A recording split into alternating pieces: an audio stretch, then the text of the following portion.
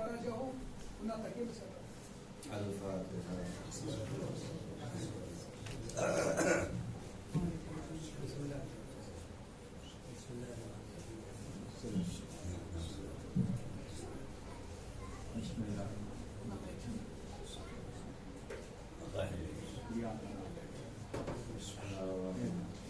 اللهم صل على محمد.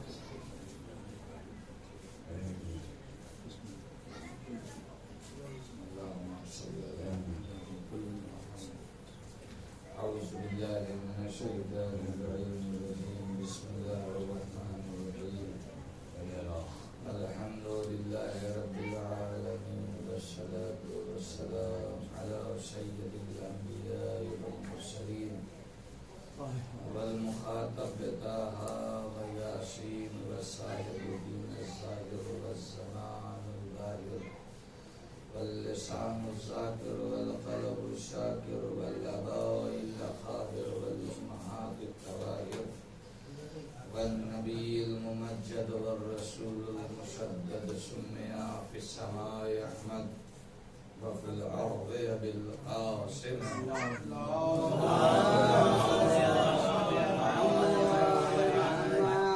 الطيبين الطاهرين المعصومين المظلومين المنتخبين المنتجبين غر الميامين آمين الذين أذهب الله عنهم رجسا وطهرهم تطهيرا.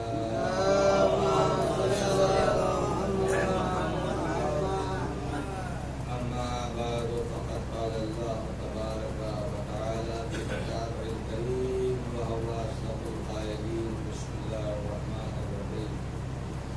إنا أرسلنا نوحا إلى قومه أن ينذر قومك من قبل أن يأتيهم عذاب أليم. قال يا قوم إني لكم نذير مبين أن اعبدوا الله فاتقوه وأطيعون. صلوات پڑھیے.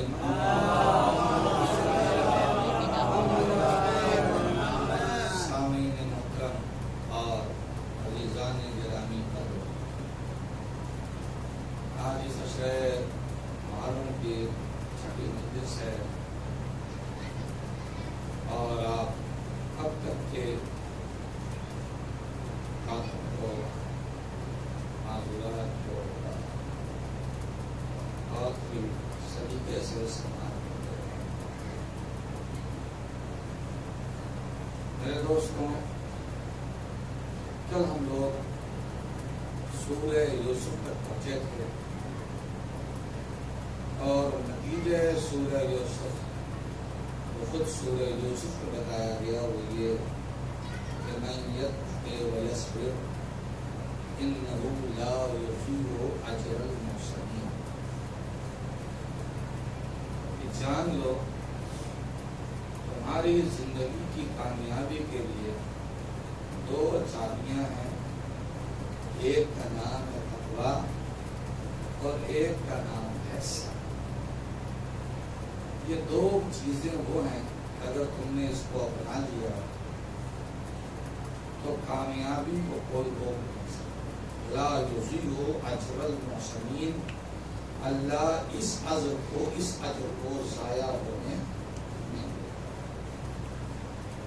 تقویٰ بند دروازوں کو کھول دیتا ہے. اور کیا ہے، کل کی بات آپ کے ذہن میں ہوگی، میں نے بالکل ایک لفظوں کی مثال نہیں دی تھی، قرآن سے مثال سامنے رکھ دیا تھا.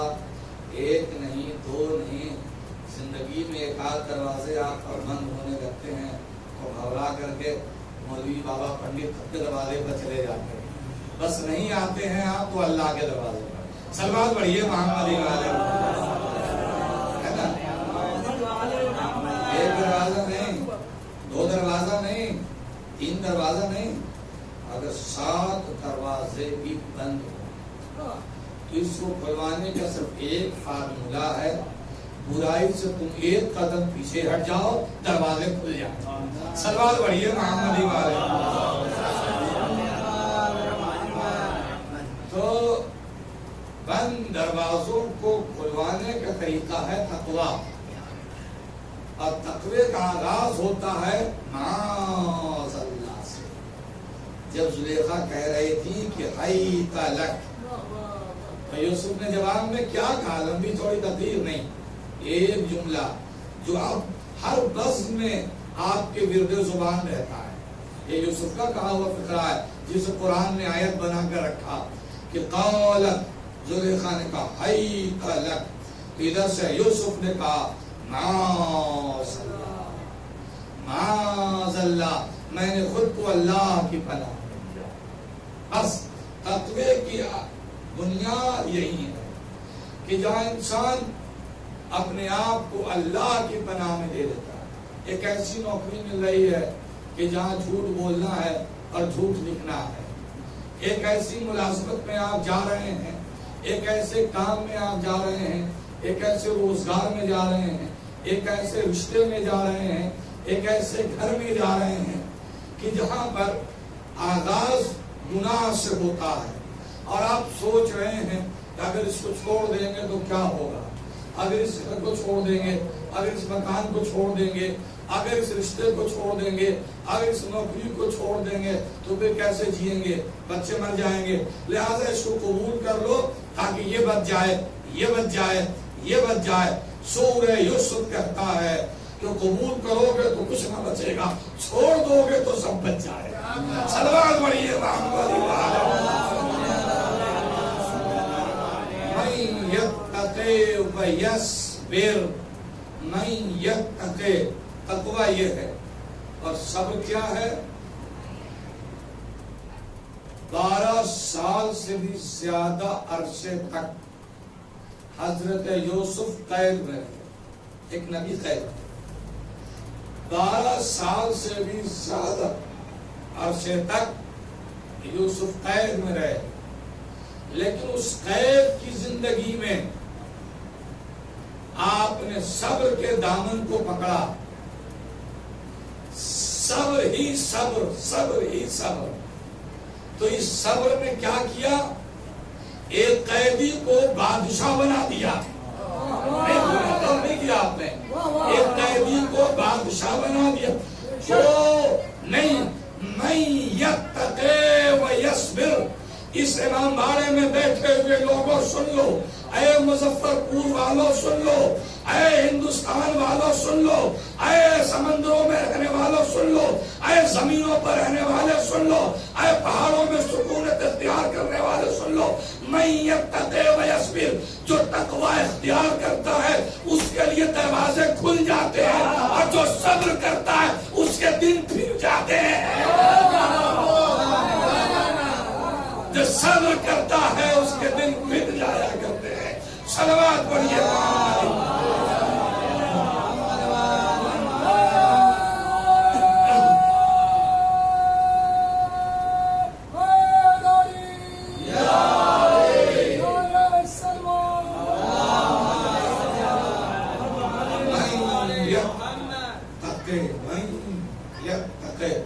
تقویٰ بہت ہی اہم چیز ہے، یہ ہماری غلط فہمی ہے جو آپ اس سورہ یوسف سے کلیئر کر لیجئے۔ ہم سمجھتے ہیں کہ جو زیادہ دیر تسبیح ہاتھ میں لے کر ڈلاتا رہے وہ متقی، جو خود مسلح کو بیٹھ کے ایک دم تک دیے ہوئے وہ متقی۔ نہیں نہیں نہیں، تقویٰ عبادت کا نام نہیں ہے، تقویٰ برائی سے قدم کھینچنے کا نام ہے۔ برائی سے بچانے کا نام۔ ہر 2 گھنٹے کے بعد پہنچیں گے مسجد میں، آپ تو ماشاءاللہ لمبے لمبے فاصلے کے بعد آتے ہیں، وہ ہر 2 گھنٹے کے بعد مسجد میں پہنچے ہوئے ہیں، لیکن ہم لوگ جب بازار جاتے ہیں خریداری کے لیے کہتے ہیں کہ بھائی سب کی دکان پر چلے جانا، مگر جو ہر 2 گھنٹے پر جا رہا ہے پوری گردن غائب ہوگی۔ صلوات پڑھیے محمدی والے۔ سب 10-20% منافع لے کر کے بیچ دیں گے، یہ پورے 200% مانگے گا، 50 روپے کی چیز 250 میں ہم سے بیچ دے گا۔ صلوات پڑھیے محمدی والے۔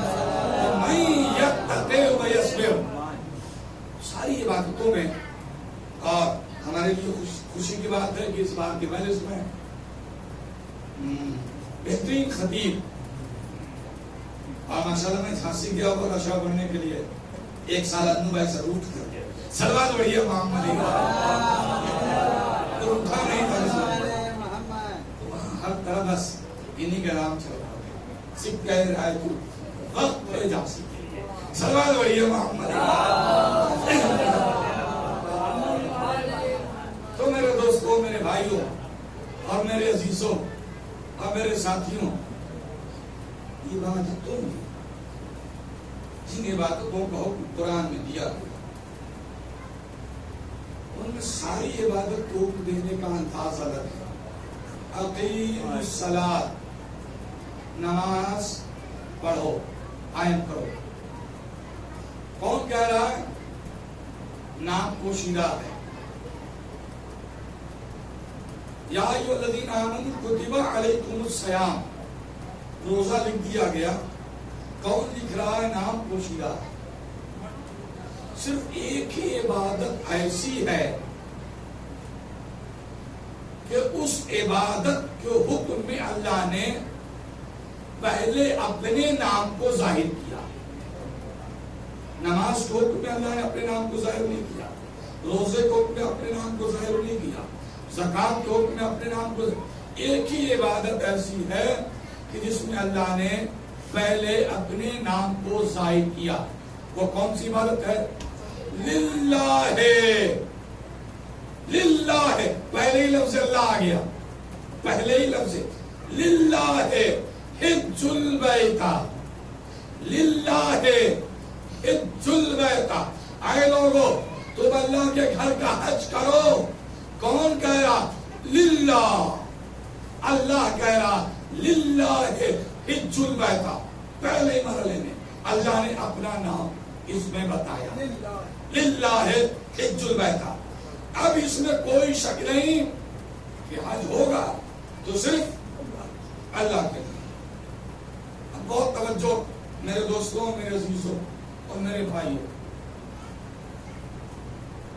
حاجی جب حج کی تیاری کرتا ہے تو مہینوں پہلے سے تیاری شروع ہو جاتی ہے۔ سرکاری سے جا رہے ہیں تو 8 مہینہ پہلے سے، ہے نا، یہ پاسپورٹ ہو رہا ہے اور اس پر یہ ویزا لگ رہا ہے، یہ فوٹو جا رہی ہے، یہ فارم جمع ہو رہا ہے، سالوں 8واں مہینہ۔ اب پرائیویٹ سے جا رہے ہیں تب بھی 2-2.5 مہینہ کا پروسیس لگ جاتا ہے۔ یہ بھی لے لیجئے بھائی، یہ بھی رکھ لیجئے۔ وہ مصطفیٰ نے لیٹنے کے لیے کیا چاہیے؟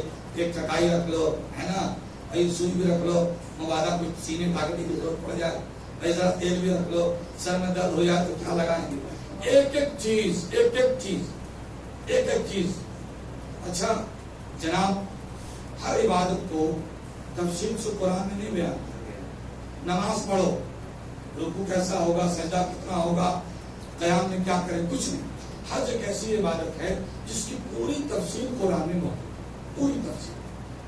یعنی ایک دم سے آپ نے جو احرام باندھا ہے وہاں سے لے کر ایک دم ڈھیلا مارنے تک، کنکڑ مارنے تک، جمرات تک کی پوری تفصیل قرآن میں موجود ہے، بن نام، نام کے ساتھ۔ عرفات بھی ہے، مزدلفہ بھی ہے، مشعر الحرام، پورے نام کے ساتھ۔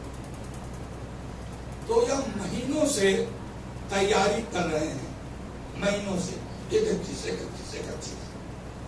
اپنی مرضی سے نہیں کر رہے ہیں، کر رہے ہیں حکم الہی ہے۔ یہ کہہ کر تزودوا، اے حاجی تو اپنے زاد راہ کو ٹھیک کر لے، تزودوا۔ تو اب اگر ایک سوئی بھی حج کی ادائیگی میں آپ رکھ رہے ہیں تو یہ عبادت ہے، اس لیے کہ حکم خدا کے مطابق آپ کر رہے ہیں۔ تزودوا، تم اپنے زاد راہ کو ٹھیک کر لو۔ 2.5-3 مہینہ لگا اس تزودوا کو پورا کرنے کے لیے۔ یہ بھی رکھ لو، یہ بھی رکھ لو، یہ بھی رکھ لو۔ ایک صاحب تو مظفری پور کے مل گئے تھے، وہاں ہم سے 2 4 اکھی تک لے کر پہنچے ہوئے، سلوات پڑھی ہے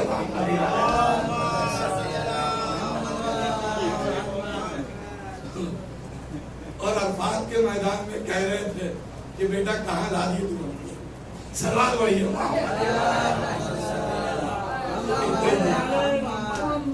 تو یہ میں واقعہ بیان کر رہا ہوں. اتنی تیاری آپ نے کی, اتنی تیاری کیا. تزودوا بھائی کتنے حیرت نہ کریں, یہ قرآن میں اس طرح کے واقعات مل جائیں گے اور مشاہدے میں مل جائیں گے. ایک صاحب گیا میں ہیں اور اب سبق دینا مقصود ہے. انہوں نے کہا کہ مولانا ہم تو ایک دم سے 3 بجے بھور سے اٹھے رہتے ہیں. اچھا مولوی سے کوئی کہے تو ظاہر سی بات وہ بہت خوش ہوگا. ہم تو 3 بجے بھور سے ایک دم اٹھے رہتے ہیں مولانا. ہم بہت خوش ہوئے کہ ماشاءاللہ ماشاءاللہ, اس کا مطلب ہے کہ نماز صبح آپ بھی کبھی ٹھسا نہیں ہوتی. اب یہی تو بات ہے مولانا, اٹھے تو رہتے مگر نماز نہیں. کیوں کہ ایک مرتبہ پڑھا تو بڑا نقصان ہو گیا, سوٹھی نہیں کرتی. سلوات پڑھیے. یہ کیفیت ہے, یہ کیفیت ہے. ایسا نہ سمجھے کہ جو قرآن بیان کر رہا یہ صرف قصے ہیں. قرآن معجزہ ہے, ہر زمانے کو اپنے سینے میں سمیٹے ہوئے ہے. سلوات پڑھیے محمد والے. حضور کے زمانے میں ایسا واقعہ ہو چکا تھا. ایک شخص ابھی ابھی ایمان لے کے آیا, نماز شروع کیا, لیکن اس کے گھر میں حادثے شروع ہو گئے. کچھ دن بعد ملاقات ہوئی, کہا حضور یہ جو آپ نے کلمہ پڑھوایا تھا ایمان, یہ واپس لے لیجئے. کہا کہ یہ کھیتی ہے جو واپس نہیں لی جاتی, بو دیا تو بو دیا. کہا کہ حضور آپ ہم اس کو نہیں. کہا کیوں؟ کہا کہ جب سے ایمان لائے ہیں تب سے تباہی ہو کے رہ گئے ہیں. سلام پڑھیے امام نبی والے. تزودوا, سارے زادرہ کو اکٹھا کر دو. ساری تیاری آپ کی ہو گئی, زادرہ اکٹھا ہو گیا, اٹیچی تیار, حاجی خدا حافظ, گلے میں پھول مالا, سب. اس کے بعد جیسے ہی اس کا قدم جہاز کی سیڑھیوں کو پڑا, یعنی رکاب پر پڑا, اگر آمادہ بسفر, قرآن نے ہتھوڑا چلایا, ایک دم ہتھوڑا چلایا.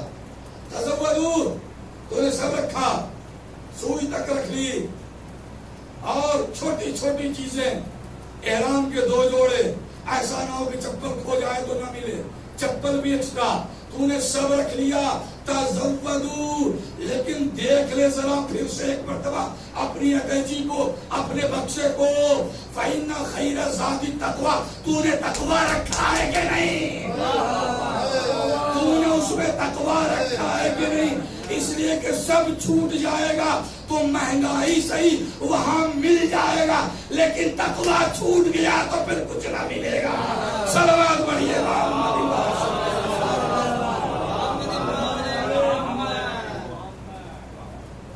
یہ اس کا امپورٹنٹ ہے اور یہ اس کی اہمیت ہے. تقویٰ, فَإِنَّ خَيْرَ الزَّادِ التَّقْوَىٰ, سب سے اچھا زادرہ تقویٰ ہے. حضور صلی اللہ علیہ وسلم جب حج کے لیے روانہ ہو رہے تھے, آپ کو پہلا حج بھی تھا اور آخری حج. امانول کے مطابق میں ان ایام میں 5 تاریخ کے بعد 6, 7, 8 پھر ذہن سازی کرتا ہوں آخری مجلس کے لیے. چونکہ مجھے آخری مجلس میں سورہ نور کی تلاوت کرنی ہے, اگر آواز اور حالات نے ساتھ دیا تو اپنے ذہنوں کو مضبوطی سے آپ گرفت میں لے آئیں, تاکہ وہ جب سورہ پڑھا جائے تو زمین اتنی زرخیز ہو کہ بیج رائگا نہ جائے. صلوات پڑھیے محمد. بیج کا مطلب یہ نہیں کہ میری خطابت کا لوہا مان لیجیے, یہ سر نہ مقصد نہ مقصود, اور نہ آپ سے ہم سیکھنے آئے. یہ بھی سیدھی سی بات, ہم سیکھنے اٹھنے کا شوق لے کر نہیں آئے کہ میرا مجمع بیٹھ کر کے ہم کو بیٹھ کے سکھائے گا. سیکھنا ہوتا تو وہیں بیٹھ کے سیکھتے رہتے. صلوات بڑھیے محمد۔ میں ایک کام میں صرف ایک مشن لے کر آیا ہوں کہ کچھ الہی پیغامات آپ تک منتقل کر دیے جائیں۔ اس کے علاوہ کوئی میرا مشن، کوئی میرا مقصد اور کوئی مقصود نہیں۔ میرے دوستوں اور میرے عزیزوں اور میرے بھائیوں اور میرے ساتھیوں، حضور حج کے لیے روانہ ہو رہے ہیں۔ پہلا حج بھی ہے اور آخری حج بھی ہے، اس لیے اس کو حجۃ الوداع کہتے ہیں۔ حالانکہ مکہ 8 ہجری میں فتح ہوا تھا، مگر حضور نے 8 ہجری میں حج نہیں کیا، 9 ہجری میں حج نہیں کیا، آپ 10 ہجری میں حج کر رہے ہیں۔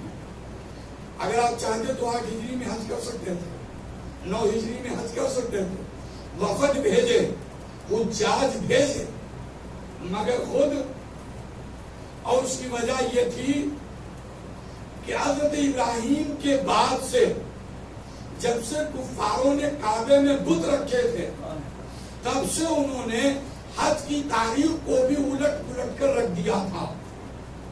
اپنی ضرورت کے مطابق وہ حج کی تاریخ کو الٹ پلٹ کرتے تھے۔ جو خرواس کا مہینہ ہوتا تھا اسی میں حج کر کے نکل جانا چاہتے تھے تاکہ کاروبار متاثر نہ ہو، لہذا کبھی ذیلحج کے مہینے کو کھسکا کر ربیع الاول میں رکھ دیتے تھے، کبھی رجب میں رکھ دیتے تھے، کبھی شعبان میں رکھ دیتے تھے، ایک وجہ۔ اور دوسری وجہ یہ تھی کہ وہ اپنے سارے ایام چاند کے اعتبار سے کرتے تھے، لیکن جب ذیلحج کا مہینہ آتا تھا تو کھینچ کھاٹ کر کے شمسی مہینے پر لے آتے تھے، یعنی 11-12 دن کا ہیر پھیر کر لیتے تھے۔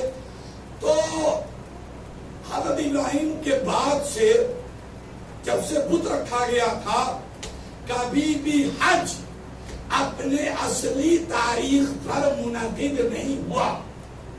حج چونکہ ایام جاہلیت میں بھی ہوتا تھا، اپنی اصلی تاریخ میں منعقد نہیں ہوا۔ یہ پہلی مرتبہ 10 ہجری کو تھی کہ جب حج ٹھیک اسی تاریخ پر کیا جانا تھا جس تاریخ پر ابراہیم نے قائم کیا تھا۔ حضور نے کہا چلو حج کرنے، تاکہ اب یہ ڈیٹ اور تاریخ لاک کر دی جائے۔ صلوات پڑھیے اب اسے کوئی ہیر و پھیر نہ کر سکے۔ حضور مدینے سے نکلے، تھوڑے فاصلے پر مسجد سجرہ ہے جسے بیر علی کے نام سے جانا جاتا ہے، وہاں آپ نے دانیوں کو زیادہ گنجائش نہیں ہے، میں بات کو سمجھ رہا ہے، انشاءاللہ بقیہ باتیں کل کر لیں گے۔ بیر علی، حضرت علی نے وہاں پہ بہت سارے کنویں بنائے، زمین کو آباد کیا، اسی لیے اس کا نام بیر علی ہے، اور موجودہ نام مسجد سجرہ۔ مسجد سجرہ پہ جب حضور پہنچے، حکم دیا قافلے کو بڑھا ڈالا جائے اور سب یہاں پر غسل کرے۔ سب نے غسل کیا اور آپ نے عصر کی نماز با جماعت مسجد سجرہ پر پڑھائی۔ اس کے فوراً بعد جیسی جماعت تمام ہوئی مسجد سجرہ پر، فوراً بعد حضور نے کہا کہ اب جو لباس کو تم مدینے سے آئے ہو اسے اتار دو اور احرام پہن لو۔ سب نے احرام کے 2 کپڑے پہن لیے، ایک لنگی اور ایک چادر۔ تو ہم کو پتا چل گیا کہ مدینے کی طرف سے آنے والے مسجد سجرہ پر احرام باندھیں گے اور احرام نماز کے بعد باندھا جائے گا۔ صلوات پڑھیے محمد۔ اس لیے جب کوئی اللہ کو حج پر لے جائے اور آپ کی فلائٹ مدینے لینڈ کرے تو ہم مسجد سجرہ میں احرام باندھیں گے، احرام سے پہلے نماز پڑھیں گے، چونکہ حضور نے پہلے نماز پڑھا تھا پھر احرام باندھا، پہلے غسل پھر نماز اور پھر احرام۔ اب اس کے بعد یہ شب جمعہ کا دن تھا، حضور نے رات بھر آرام فرمایا اور صبح یہاں سے کوچ کیا، اور جیسے ہی احرام پہن لیتے تلبیہ شروع ہو جاتا ہے، لبیک اللہم لبیک لا شریک لک لگتا ہے یہ اسلام کا ترانہ ہے نا.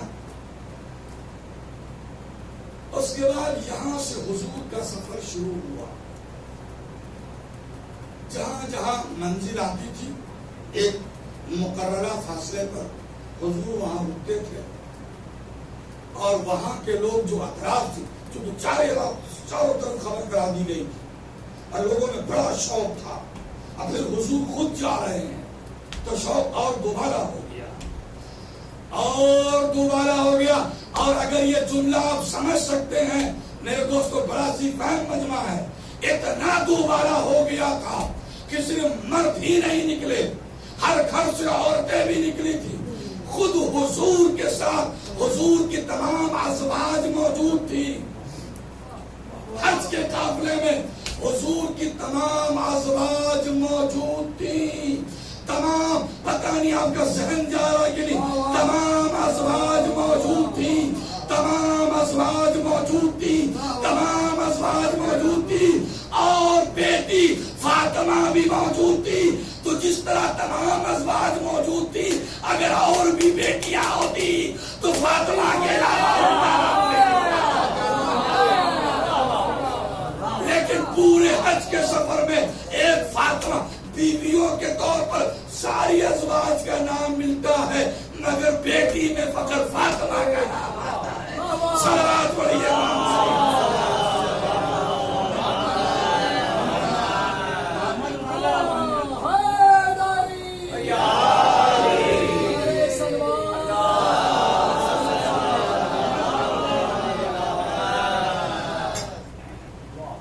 حضور تھوڑے تھوڑے فاصلے پر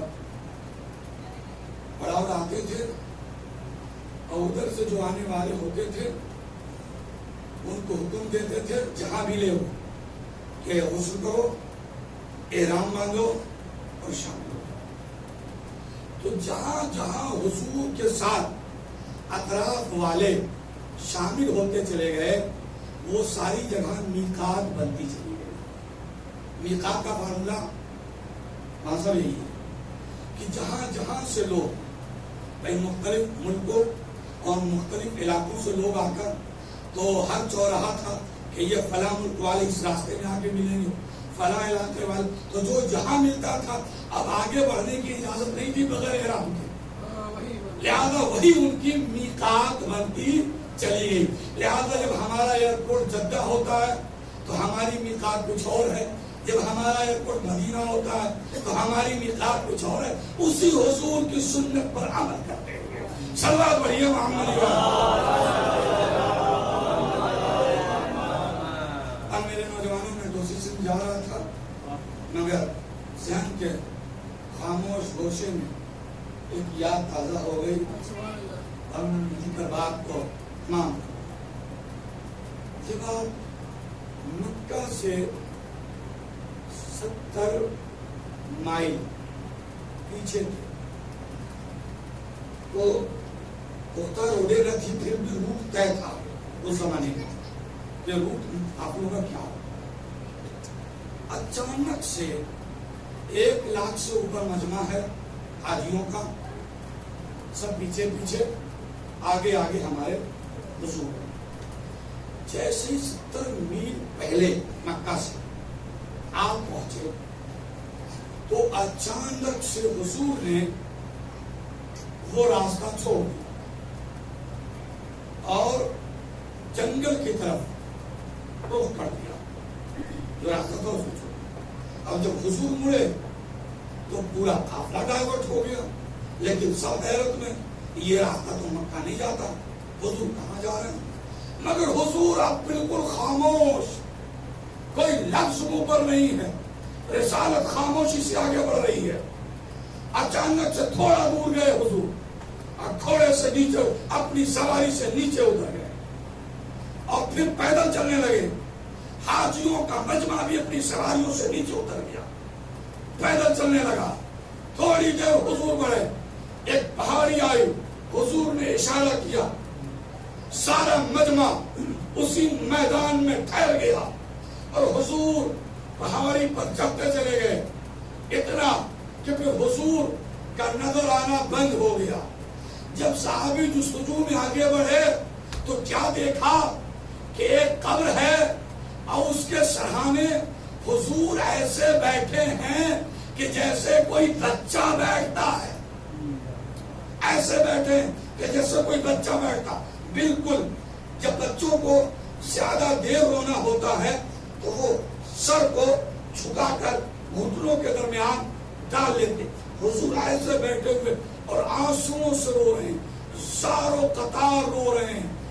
آپ نے غور کیا یہ کس کی لحد ہے جس کو حضور بیٹھے ہیں؟ کہ یہ لحد حضور کی ماں کی ہے, آمنہ خاتون کی ہے, جس کے سرانے حضور بیٹھے ہوئے ہیں. اسی راستے سے آمنہ خاتون مدینے سے جا رہی تھی. اسی مقام پر انہیں دل کا دورہ پڑا تھا اور گری تھی اس کیفیت میں کہ ہمارے 4 برس کے پیغمبر آمنہ خاتون کے سینے سے چمٹے ہوئے تھے اور ماں آخری سانس لے رہی تھی. ماں نے جاتے جاتے ایک بات کہی تھی, بیٹا میں جا رہی ہوں مگر خوشی ہے کہ میں نے ایک ایسا بیٹا پیدا کیا ہے جو مشرق و مغرب کو نور سے ڈھک دے گا. اور اس کے بعد آمنہ خاتون کی آنکھ بند ہو گئی. ہمارے پیغمبر نے پہلی مرتبہ موت کو دیکھا تھا, سمجھ نہیں پا رہے تھے کہ موت کیا ہے. وہ ماں کے سینے سے چمٹے ہوئے تھے, اماں اماں اماں کہے جا رہے تھے, مگر انہیں کیا پتا کہ یہ ابدی نیند ہے. پیچھے سے حضرت ام سلمہ آئی اور انہوں نے حضور کو اٹھایا اور لے کر جانے لگی. مڑ مڑ کر دیکھتے جاتے تھے, اماں اماں کہتے جاتے تھے. کچھ دور ہی بڑے تھے کہ اچانک سے ہاتھ چھوٹ گیا. مڑ کر دیکھا تو حضور غائب تھے. پلٹ کر آئیں تو پھر حضور وہیں بیٹھے تھے. ماں کی لحد پر سردار انبیاء ہیں, خاتم النبیین ہیں, طٰہٰ ہیں, یاسین ہیں, مزمل ہیں, مدثر ہیں, فرشتے پر بچھاتے ہیں. لیکن جب ماں کی لحد پر پہنچے تو ایسے بن گئے کہ جیسے 4 سال کا. آپ کو عمر تقریباً 61 سال ہے, 61-62 سال ہے, لیکن 62 سال کا محمد ماں کی لحد پر 4 سال کا محمد بن کر بیٹھا ہوا ہے. اور جب اٹھنے لگے تو ایک جملہ کا, اماں اے کاش آپ زندہ ہوتی اور میں عشاء کی نماز کی نیت باندھ چکا ہوتا, الحمد کی تلاوت کر رہا ہوتا. ادھر سے آواز آتی, بیٹا, تو میں جواب دیتا نماز توڑ کر, لبیک اماں جان. لیکن کاش کہ اماں آپ با حیات نہیں ہیں اور 4 سال کے محمد بن کر 61 سال کا محمد, 4 سال کا محمد بن کر ماں کی لحد پر بیٹھ گیا. اور آنسو جاری تھے, اتنا آنسو کبھی کسی نے حضور کے رخسار پر نہیں دیکھا. ایک دم چھڑی کی صورت میں اور رہ رہ کے ایک ہی آواز نکلتی تھی, اماں اماں اماں. میرے دوستو لے لو سبق, کائنات کا سردار نے تمہیں سبق دے دیا. اے نوجوانوں, اے بچوں اور اے جوانوں, یہ طٰہٰ تمہیں سبق دے رہا ہے, یہ مزمل تمہیں سبق دے رہا ہے, یہ یاسین تمہیں سبق دے رہا ہے, یہ خاتم النبیین تمہیں سبق دے رہا ہے کہ چاہے تم کتنے بڑے بن جاؤ, عہدے میں, قد میں, منصب میں, لیکن جب ماں کا سامنا ہو تو بچے بن کر آنا, بڑے بن کر نہ آنا. یہ میرے پیغمبر کا آخری میسج تھا, پریکٹیکل میسج, آخری میسج تھا جو آپ نے دیا ہے کہ جب ماں کے پاس آنا. اور یہی کہتے ہوئے عیسیٰ بھی گہوارے سے اٹھے تھے, برم بوالدتی ولم یجعلنی جبارا شقیا. اللہ نے مجھے اپنی والدہ کے لیے رحم دل بنایا ہے, شقی نہیں بنایا.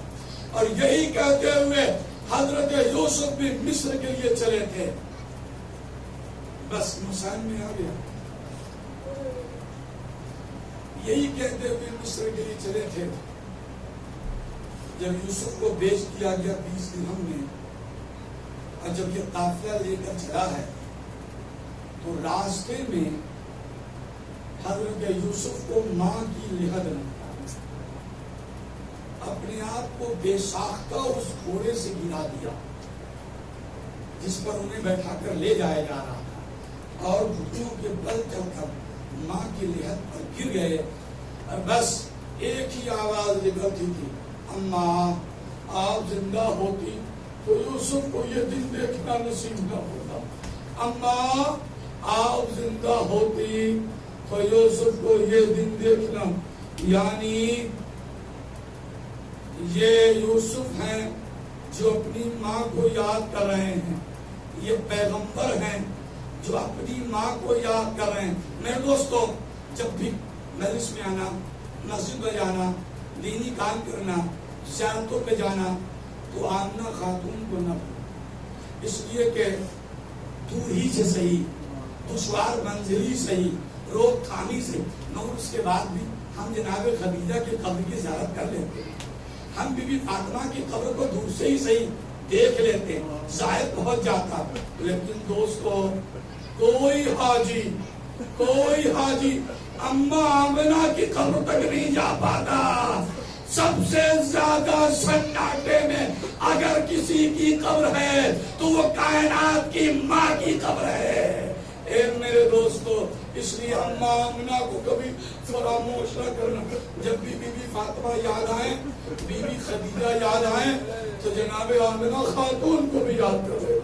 بڑی تنہائی میں ان کی قبر ہے، حتیٰ یہ کہ اپنی ماں سے بچھڑنے کے بعد حضور بھی فقط ایک مرتبہ ہی اپنی ماں کی قبر پر حاضر ہو پائے. اتنی تنہائی میں ہے اماں آمنہ کی قبر. میرے دوستو، اماں کہتے کہتے میں کربلا پہنچ گیا. حجرے کے دروازے پر کوئی کھڑا ہوا کہہ رہا، اماں اجازت ہے میں آ جاؤں؟ اماں اجازت ہے؟ ہاں بیٹا آ جا. اماں میں اس لیے آیا ہوں کہ آپ مجھے اجازت دیجیے تاکہ میں اپنے بابا حسین پر نثار کروں. یہ کون ہے؟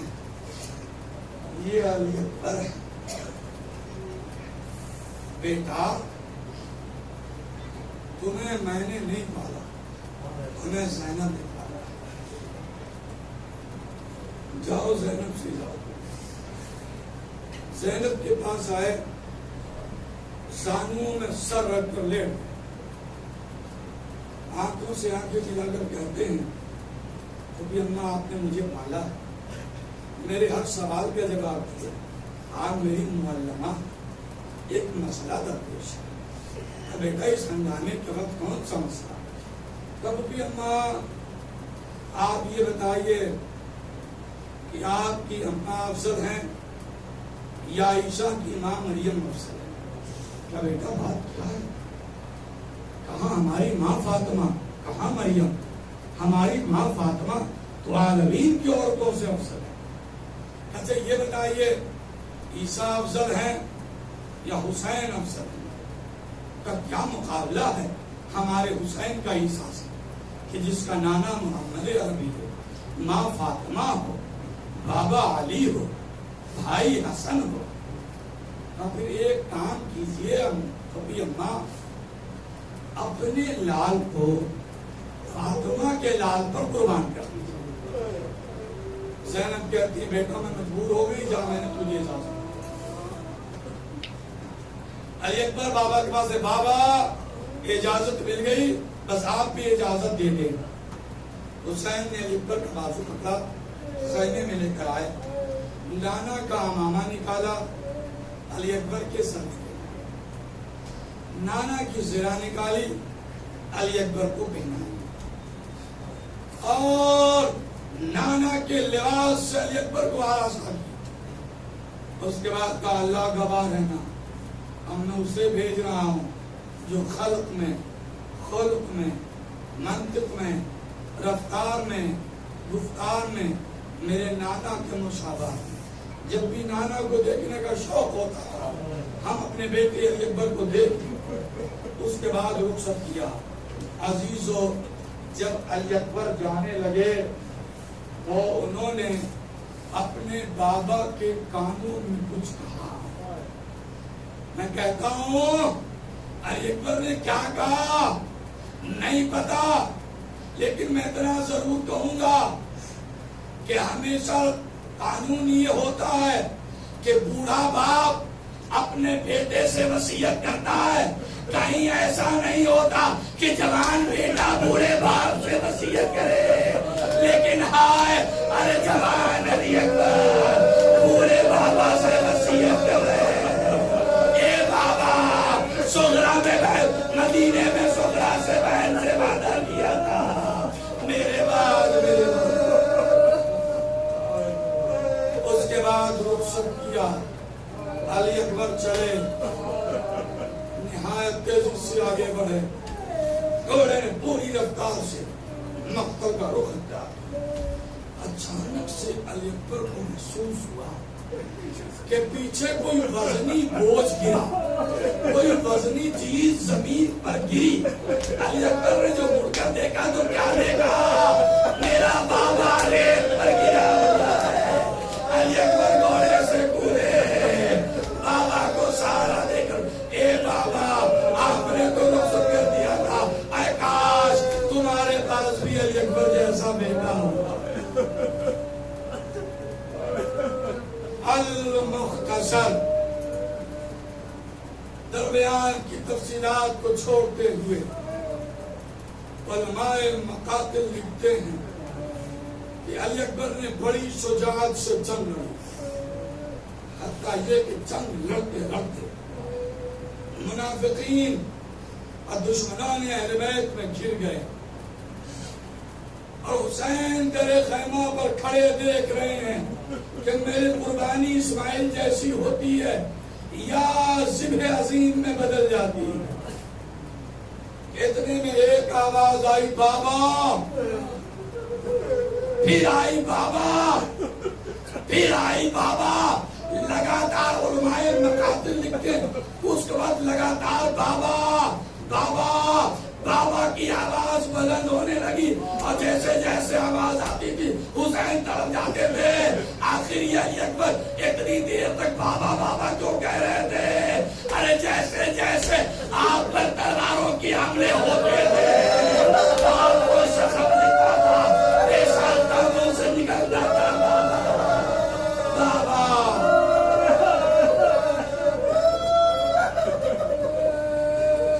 آخر جملے ہیں بابا بابا۔ لیکن جو بھی مقتل میں گھوڑے سے زمین پر آیا اس نے اپنے رشتے کے حوالے سے حسین کو مدد کے لیے بلایا۔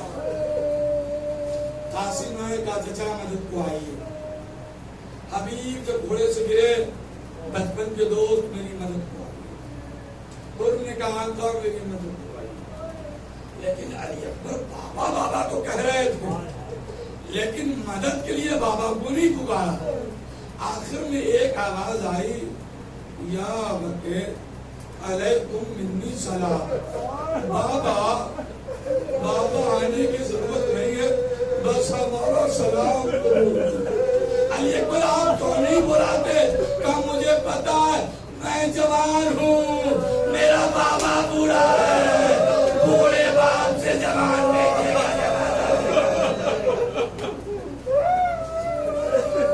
لیکن حسین کا ہم آنے والے تھے۔ حسین دوڑے تیزی سے علی اکبر کے پاس آئے، کیا دیکھا؟ ایک ہاتھ آنکھوں پر ہے، ایک ہاتھ سینے پر ہے۔ بیٹا یہ ہاتھ اٹھاؤ، ہٹایا تو آنکھوں میں خون تھا، اسے صاف کیا۔ بیٹا یہ ہاتھ سینے پر ہٹاؤ، کہ بابا اس سے نہ ہٹائیے، یہ آپ سے دیکھا نہ جائے۔ بیٹا یہ میدان میدان نہیں ہے کہ آنکھوں پر پٹیاں باندھوں گا، بیٹا میں فخر ابراہیم ہوں، ہاتھ تو ہٹا۔ اب جو ہاتھ ہٹایا تو کیا دیکھا؟ ایک نیزہ علی اکبر کے کلیجے میں ڈھلا۔ عربی لوگ डिक्शनरियों को आप देखिएगा, अरबी असल है, अरब में इस्तेमाल होने वाले असलहों की फोटो बिन नाम उन डिक्शनरियों में मौजूद होती है, चाहे अल मंजिद हो, अल कामूस हो। उनमें आप देखेंगे कि नेजा किसे कहते हैं और उसकी तस्वीर कैसी होती है। तो नेजा इस तरह से बनता है, डिजाइन किया जाता है कि आगे से बिल्कुल तेज हो, भाले की तरह, लेकिन उसके बाद उस पर लहरें हो, बल खाती हुई लहरें, बल खाती, घुस तो जाए आसानी से, मगर घुसने के बाद निकल